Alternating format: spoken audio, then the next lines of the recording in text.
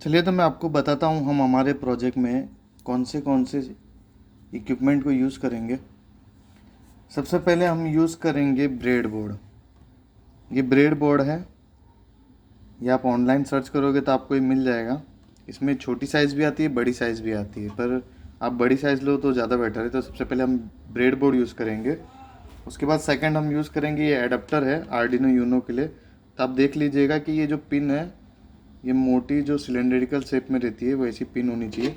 ये 9 volt DC है, आप यहाँ पे देख सकते हो, यहाँ पे लिखा हुआ है 9 वोल्ट डीसी और ये 1000 mA यानी ये 1 एम्पियर का है। ठीक है, तो ये अडेप्टर है जो आर्डिनो बोर्ड को पावर देगा। ये हो गया। और जो हम यूज़ करेंगे तीसरा जो है, ये हमारा आर्डिनो यूनो बोर्ड है, इसको हम यूज़ करेंगे। वो पावर आप यहाँ से दे सकते हो। ठीक है, ये पावर आपको यहाँ देना है। यहाँ से भी पावर यूज़ कर सकते हो, यहाँ से भी पावर यूज़ कर सकते हो, और यहाँ पे वी इन लिखा हुआ है, आप यहाँ पे भी पावर दे सकते हो। तो आप 5 वोल्ट से 9 वोल्ट तक दीजिए तो सबसे बेस्ट है, इससे ज़्यादा वोल्टेज मत दीजिएगा। ठीक है, तो ये ब्रेड बोर्ड हम यूज़ करेंगे इसके अंदर। सेकंड हो गया हमारा ये एलसीडी डिस्प्ले हो गया।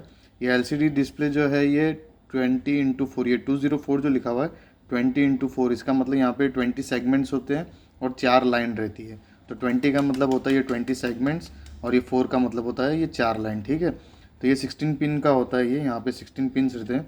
और इसमें मैंने यूज़ किया हुआ ये I2C कन्वर्टर। ठीक है, इसे I2C कन्वर्टर कहते हैं।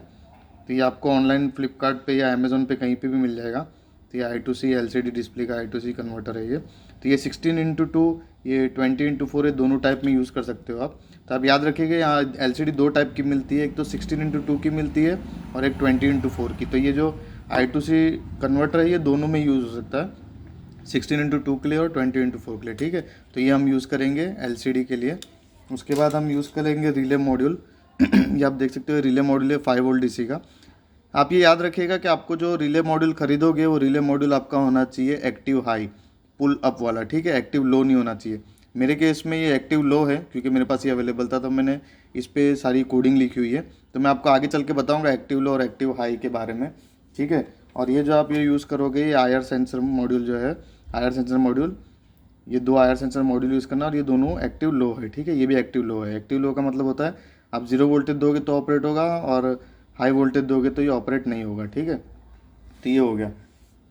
तो जैसे कि आप देख सकते हो आपके सामने ये मैंने सर्किट पूरा रेडी करके रखा हुआ है।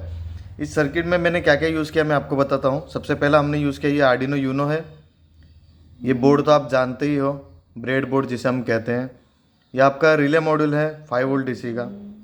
ये आपकी एलसीडी डिस्प्ले है, और इसमें मैंने यूज़ किया है I2C जो कन्वर्टर यूज़ करते हैं वो कन्वर्टर यूज़ किया हुआ है। और ये आप देख सकते हैं यहाँ पे लिखा हुआ है 204। 204 का मतलब होता है 20x4, यानी 20 सेगमेंट्स होते हैं एक लाइन में। ऐसी 4 लाइन है, जैसे पहली लाइन में काउंटर, सेकंड लाइन में विजिटर और तीसरा चौथा। तो ऐसा करके ये 4 लाइन होती है, तो 4 से मतलब ये 4 ये होता है, और इसके अंदर सेगमेंट्स होते हैं, तो ये 20 सेगमेंट्स है, इसलिए इसका नाम है 20x4। तो ये आप ध्यान रखिएगा 20x4 और 16x2 का, ऐसे दो टाइप के आते हैं। तो आपको ये याद रखना है कि आप कौन सा यूज़ कर रहे हो, क्योंकि कोड में भी ये चेंज होता है। और ये है आपका दोनों आईआर जो सेंसर बोलते हैं वो सेंसर है, आईआर सेंसर। इसमें एक चीज़ ध्यान रखने वाली बात यह है कि आप जब भी रिले मॉड्यूल खरीदोगे और आईआर सेंसर खरीदोगे तो इसमें एक चीज़ याद रखनी कि रिले मॉड्यूल जब आप खरीदोगे तो ये एक्टिव हाई होना चाहिए, pull up sensor active high. और ये जो आईआर सेंसर खरीदोगे ये भी एक्टिव हाई होना चाहिए। ये क्यों होना चाहिए? क्योंकि आप जब भी कोड लिखोगे तो आप उसमें लिखते हो कि एक्टिव हाई करके, तब ये आपके सेंसर ऑपरेट होने चाहिए एक्टिव हाई पे। और अगर आपने रिले मॉड्यूल और आईआर सेंसर एक्टिव लो वाले ले लिए तो आपको कोड में एक्टिव लो लिखना पड़ेगा आउटपुट जनरेट होने पे। ठीक है, तो ये चीज़ ध्यान रखना आप कि आपको एक्टिव हाई लेना है। अगर एक्टिव लो लोगे तो आपको कोड में चेंज करने पड़ेंगे। तो ये चीज़ मैं आपको अभी इसमें बताऊंगा, मेरा जो प्रोग्राम मैंने डिज़ाइन किया है वो प्रोग्राम के अंदर बताऊंगा कि अगर आप एक्टिव लो वाला लेते हो तो आपको क्या चेंज करना है, और एक्टिव हाई वाला लेते हो तो क्या चेंज करना है। मेरे इस केस में मैंने दोनों जो सेंसर और रिले मॉड्यूल इसके हैं ये एक्टिव लो वाले हैं। ठीक है, याद रखिएगा ये एक्टिव लो वाले हैं। तो उस एक्टिव लो के हिसाब से मैंने अपने कोड को डिज़ाइन किया हुआ है। तो मैं आपको दोनों कोड बता दूंगा, एक्टिव लो वाला और एक्टिव हाई वाला। ठीक है, तो चलो अब मैं बताता हूँ ये कैसे काम करता है। ये हो गया आपका काउंटर, इसमें लिखा हुआ है, ये यहाँ पे लिखा हुआ है नो विजिटर्स में, मतलब आपके रूम के अंदर कोई विजिटर नहीं है। ये मेरा रिले मॉड्यूल है, ये ऑन है, इसके लिए यहाँ पे ये पावर का इंडिकेशन दिखा रहा है ऑन। ये दोनों मेरे IR सेंसर है, ये दोनों ऑन है, इसलिए यहाँ पे दोनों की LED ग्लो हो रही है। और ये आपका LCD डिस्प्ले। अभी इस रूम के अंदर कोई भी नहीं है। यहाँ पे ये जो आउटपुट है, इस आउटपुट में आप फ़ैन लगा सकते हो, इस आउटपुट में आप लाइट लगा सकते हो, आपकी जो इच्छा वो आप लगा सकते हो रूम के अंदर।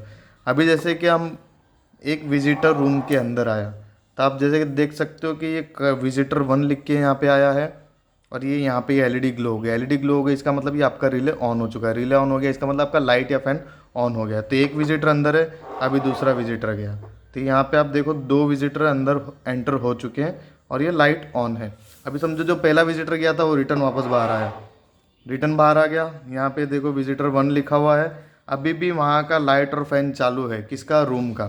ठीक है, अभी जो दूसरा विजिटर था वो भी बाहर आ गया। ठीक है, अब वो दूसरा विजिटर भी बाहर आ गया, तो देखो यहाँ पे लिखा हुआ है नो विजिटर, और ये लाइट यहाँ पे बंद हो गई। इसका मतलब आपका लाइट और फैन दोनों बंद हो गए। ठीक है, तो आप ये लाइट की तरफ ध्यान दीजिएगा। ये अंदर गया, एंटर विजिटर, यहाँ पे 1 लिख के आया और ये आपका लाइट ऑन हो गया। ये वापस बाहर आ गया, नो विजिटर, लाइट बंद हो गई। ठीक है, ये चीज़ देखिएगा आप।